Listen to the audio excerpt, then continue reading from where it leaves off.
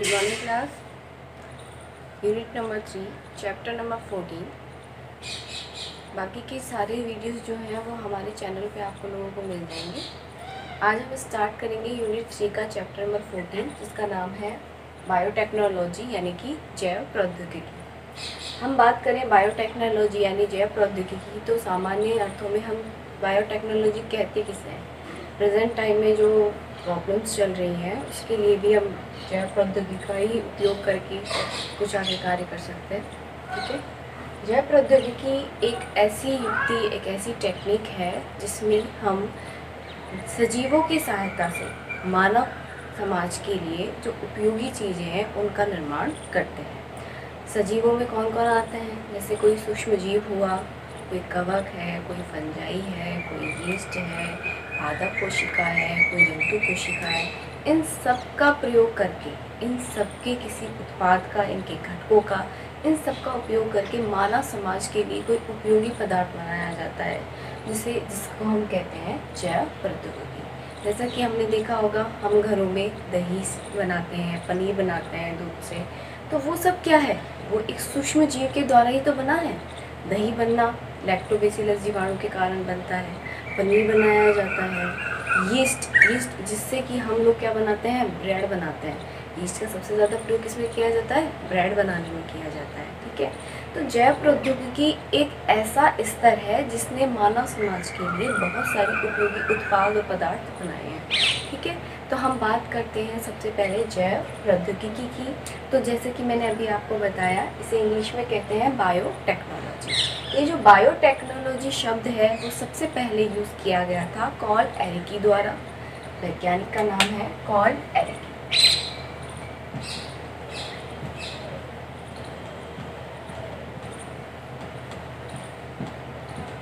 Call एरिकी ने सन 1919 में सबसे पहले बायोटेक्नोलॉजी शब्द का प्रयोग किया। अब हम बात करेंगे इस शब्द के बारे में कि ये बायोटेक्नोलॉजी शब्द है क्या। तो जैसा कि हमने पढ़ा, बायोटेक्नोलॉजी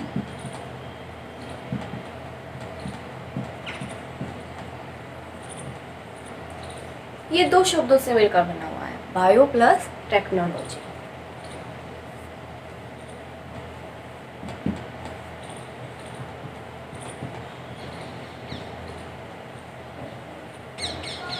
बायो का अर्थ होता है लिविंग ऑर्गेनिज्म से। लिविंग ऑर्गेनिज्म यानी कि कोई सजीव।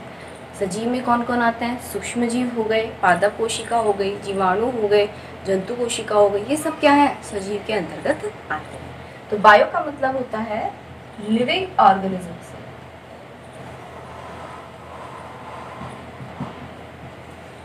और टेक्नोलॉजी का मतलब है टेक्निक यानी कि तकनीक से। ठीक है, ये तो मतलब हुआ सजीव से, इसका मतलब हुआ तकनीक से, यानी कि सजीवों का तकनीकी रूप से प्रयोग। हम किस प्रकार से इनका प्रयोग कर सकते हैं। सजीव की कोई कोशिका हो सकती है, उसका कोई कोशिकांग हो सकता है, उसका कोई घटक हो सकता है, या उससे प्राप्त होने वाले एंजाइम्स हो सकते हैं। इनमें से किसी का भी हम प्रयोग करके औद्योगिक स्तर पर प्रयोग करना ही जैव प्रौद्योगिकी कहते हैं। तो हम बात करें जैव प्रौद्योगिकी की डेफिनेशंस की। देखिए,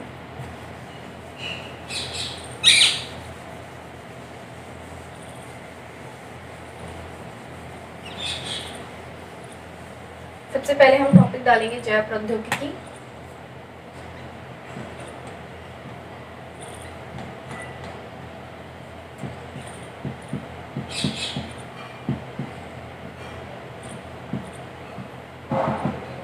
जैव प्रौद्योगिकी मैंने आपको अभी बताया, सब बायोटेक्नोलॉजी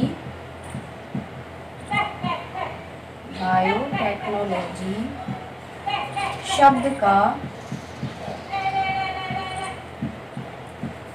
सर्वप्रथम प्रयोग,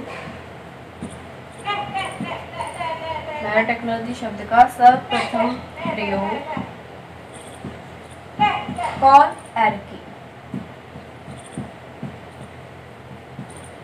कॉल एरिकी ने सन 1919 में किया।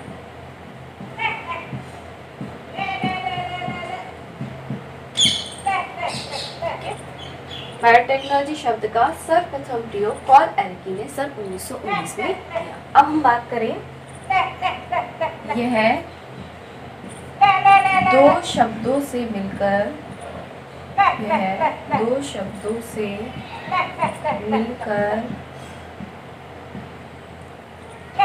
बना होता है।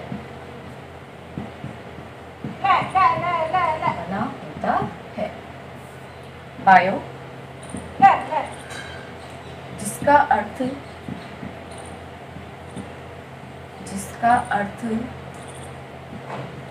सजीव से है,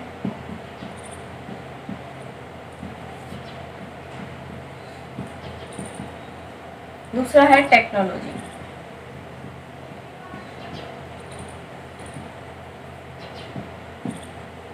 जिसका अर्थ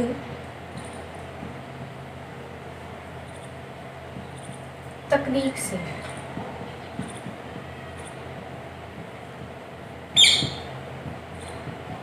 ठीक है, तो बायोटेक्नोलॉजी शब्द दो शब्दों से मिलकर बना हुआ है, बायो और टेक्नोलॉजी।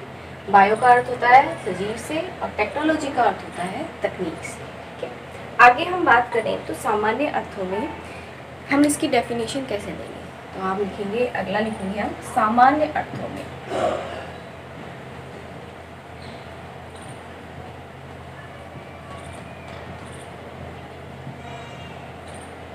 तो हमने कहा सजीव यानी कि जैसे कोई सूक्ष्म जीव हो सकता है, कोई पादप कोशिका हो सकती है, कोई जीवाणु हो सकता है और कोई जंतु कोशिका हो सकती है। सजीव जैसे सूक्ष्म जीव,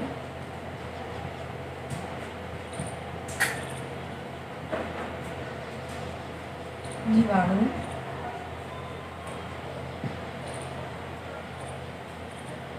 पादप कोशिका,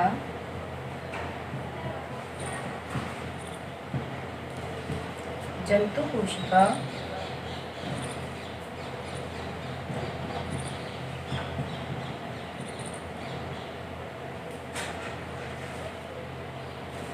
उनके कोशिकाओं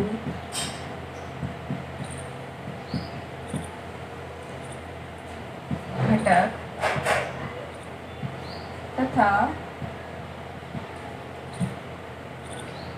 एंजाइमों से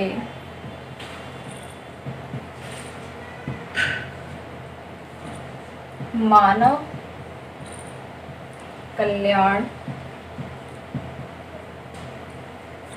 के लिए उपयोगी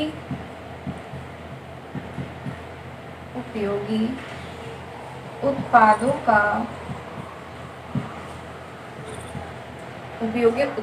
का निर्माण औद्योगिक स्तर पर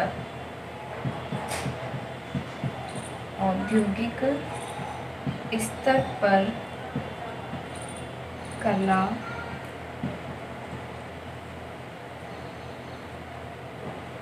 जैव प्रौद्योगिकी कहलाता है।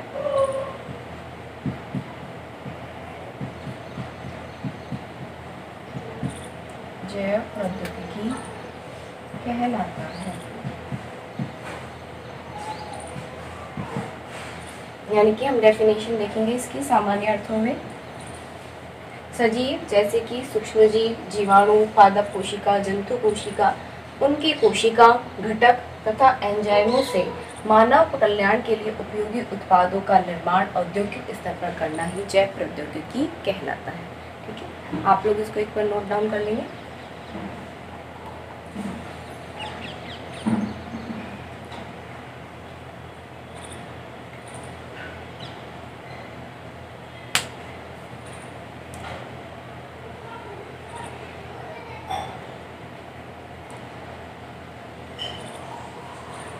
तो हमने अब तक पढ़ा कि सूक्ष्म जीव, जीवाणु, कोई पादप कोशिका हुई, कोई जंतु कोशिका हुई, उनके एंजाइम हुए, उनसे हमको क्या बनाने पड़ेंगे, क्या बनाए जा सकते हैं, प्रतिजैविक बनाए जा सकते हैं। जैसे किसी बीमारी के लिए प्रतिजैविक बनाना, ऐसी ही एक बीमारी है मधुमेह यानी कि डायबिटीज़।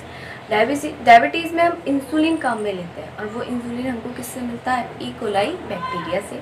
वो बैक्टीरिया से हम क्या बनाते हैं? इंसुलिन का निर्माण करते हैं, और वही इंसुलिन मधुमेह वाले रोगी को दिया जाता है, जिससे कि क्या होता है, उसमें ग्लूकोज की मात्रा जो ज़्यादा बन रही है उसको नियंत्रित किया जाता है। तो इस प्रकार कई तरीके से प्रतिजैविक बनाने में एक आवश्यक, जैसे पादप कोशिका है तो पादप कोशिका में हम कुछ फेरबदल करके जैव प्रौद्योगिकी के माध्यम से नई पादप किस्में उत्पन्न कर सकते हैं। जंतु कोशिका है, जंतु कोशिका का उपयोग करके हम किसी भी तरह की कोई बीमारी हुई, कोई प्रतिजैविक हुआ, कोई एंजाइम हुआ, उसका निर्माण कर सकते हैं। इसका उपयोग मानव कल्याण के लिए आगे बहुत किया जा सकता है। ठीक है, तो ये तो हमने कहा बायोटेक्नोलॉजी सामान्य शब्दों में हम किसे कहते हैं। अब हम बात करते हैं एक यूरोपियन जैव प्रौद्योगिकी संघ की, जिन्होंने बायोटेक्नोलॉजी की एक डेफिनेशन दी, जो कि बार बार पूछी भी जाती है, तो हम उसके बारे में बात करें।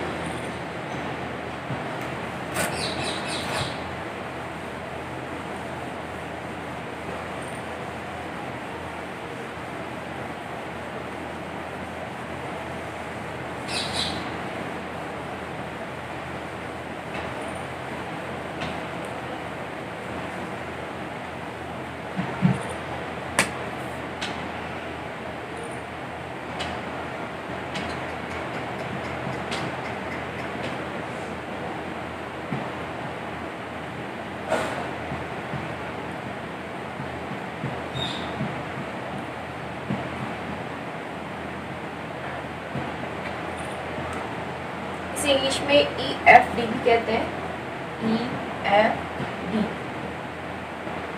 European federation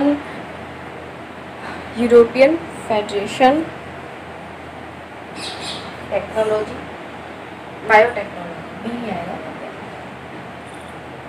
European federation biotechnology. ठीक है, तो इन्होंने जैव प्रौद्योगिकी की एक नई डेफिनेशन दी।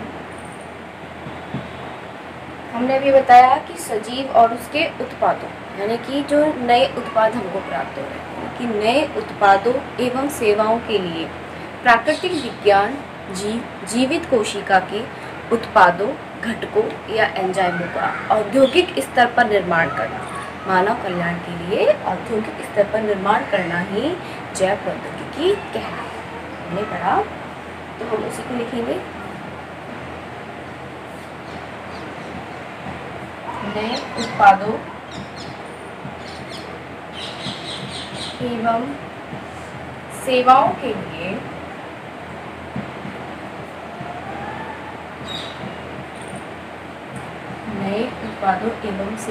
लिए प्राकृतिक विज्ञान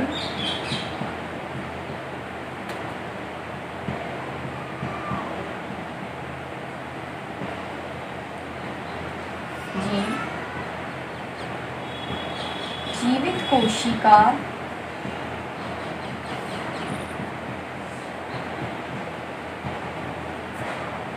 के घटकों का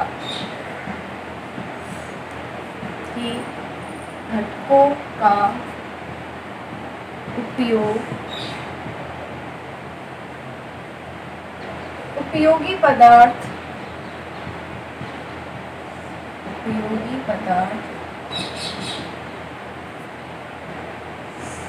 बनाने में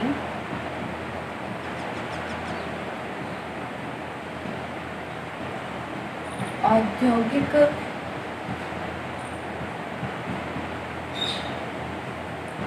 स्तर या समायोजन पर नए उत्पादों एवं सेवाओं के लिए प्राकृतिक विज्ञान जीवित कोशिका के घटकों का उपयोग उपयोगी पदार्थ बनाने में औद्योगिक स्तर या समायोजन के द्वारा प्राप्त करना ही जैव प्रौद्योगिकी कहलाता है।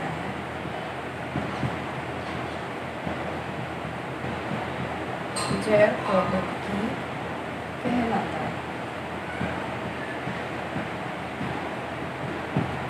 तो ये जो डेफिनेशन जैव प्रौद्योगिकी की दी गई वो किसके द्वारा दी गई? यूरोपियन जैव प्रौद्योगिकी संघ यानी कि यूरोपियन फेडरेशन बायोटेक्नोलॉजी के द्वारा।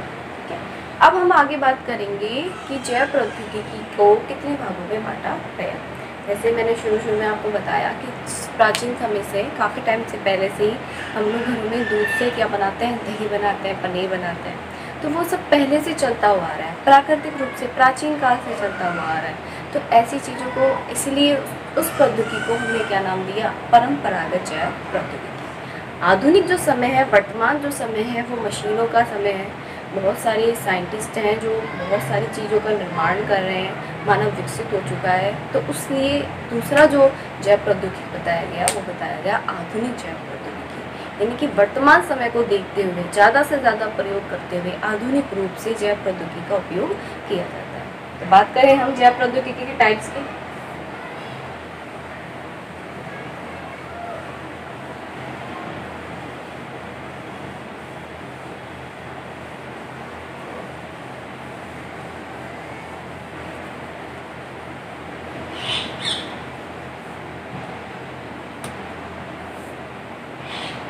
जैव प्रौद्योगिकी को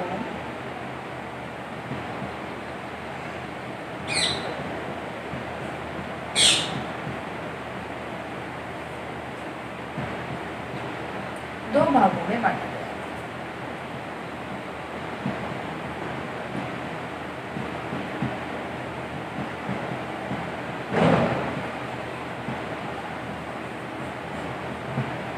ठीक है, पहला है परंपरागत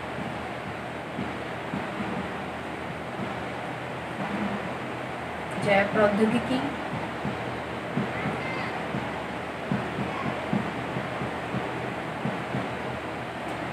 और दूसरा है आधुनिक जैव प्रौद्योगिकी।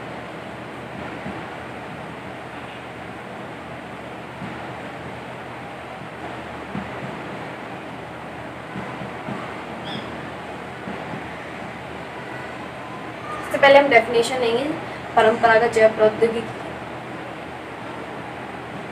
टॉपिक है हमारा परंपरागत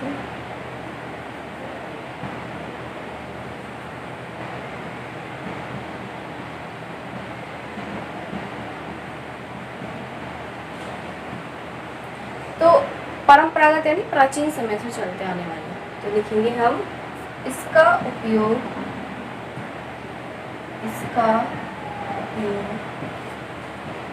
प्राचीन काल से किया जा रहा है। इसका प्रयोग प्राचीन काल से किया जा रहा है। एग्जाम्पल्स लिखेंगे इसमें हम, जैसे दूध से दही व पनीर बनाना,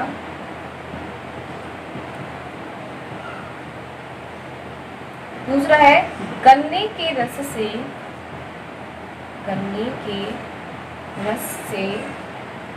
सिरका बनाना,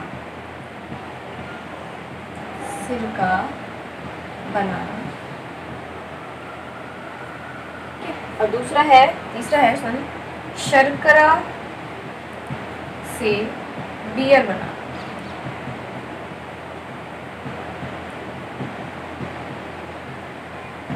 मतलब हम काफ़ी टाइम से, प्राचीन काल से इन चीज़ों का प्रयोग करते हुए आ रहे हैं, जिसे हम क्या नाम देंगे, परंपरागत जैव प्रौद्योगिकी। ठीक है, परंपरागत जैव प्रौद्योगिकी। पर देख लेंगे इसको।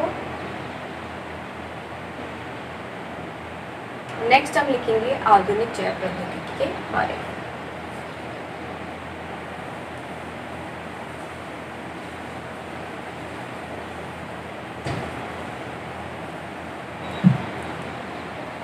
आधुनिक जैव प्रौद्योगिकी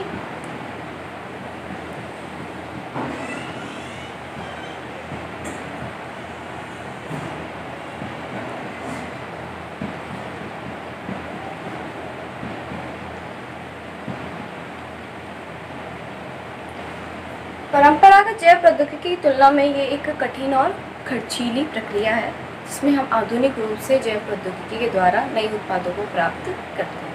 ठीक है, यह है परंपरागत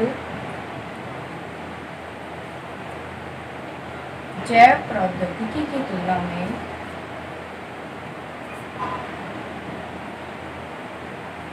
परंपरागत जैव प्रौद्योगिकी की तुलना में कठिन एवं खर्चीली होती है।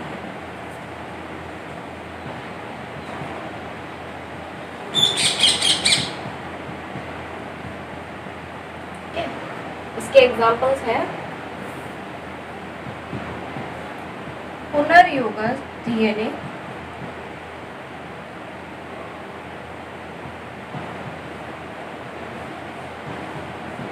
पुनर्योगज डीएनए और आनुवांशिक अभियांत्रिकी, आनुवांशिक अभियांत्रिकी।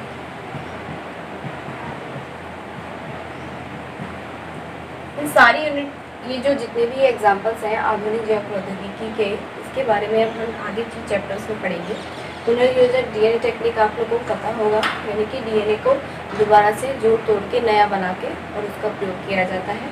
आनुवांशिक अभियांत्रिकी, आनुवांशिक रूप से उनमें चेंजेस किए जाते हैं और उनका उपयोग किया जाता है। ठीक है, इनके बारे में हम आगे के चैप्टर्स में रीड करेंगे। ठीक है, ये तो हो गए जैव प्रौद्योगिकी के दोनों भाग। अब हम बात करेंगे जैव प्रौद्योगिकी की शाखाओं या फिर उसकी युक्तियों के बारे में, यानी कि कितनी कितनी टेक्निक्स है, कौन कौन सी टेक्निक्स है जिनके द्वारा हम जैव प्रौद्योगिकी का उपयोग करते हैं।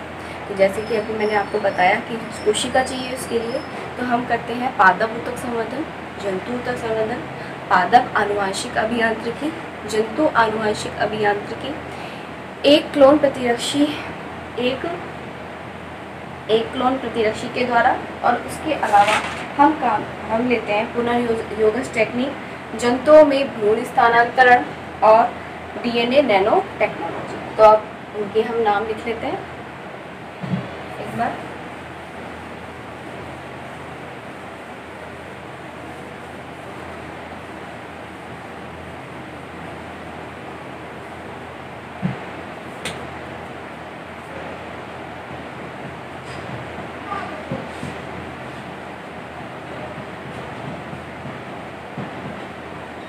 जैव प्रौद्योगिकी की युक्ति या शाखा।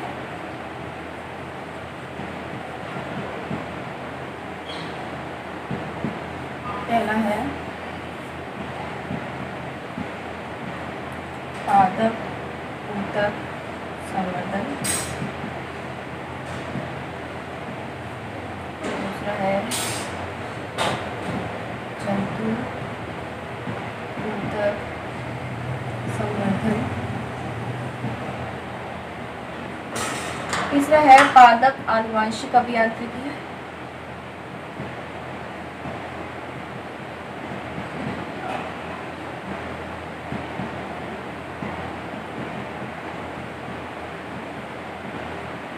चौथा है जंतु आनुवांशिक अभियांत्रिकी,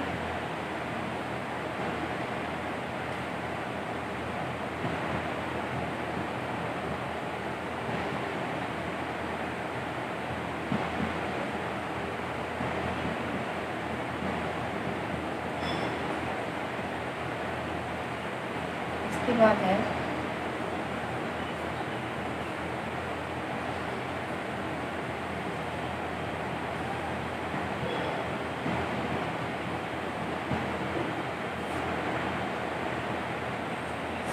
पुनर्योगज टेक्निक,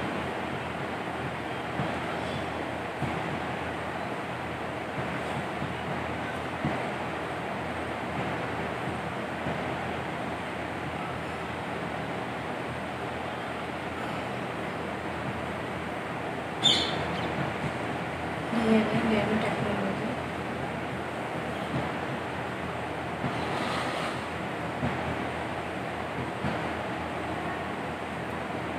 तो ये वही जैव प्रौद्योगिकी यानी बायोटेक्नोलॉजी की युक्तियाँ यानी कि शाखाएं।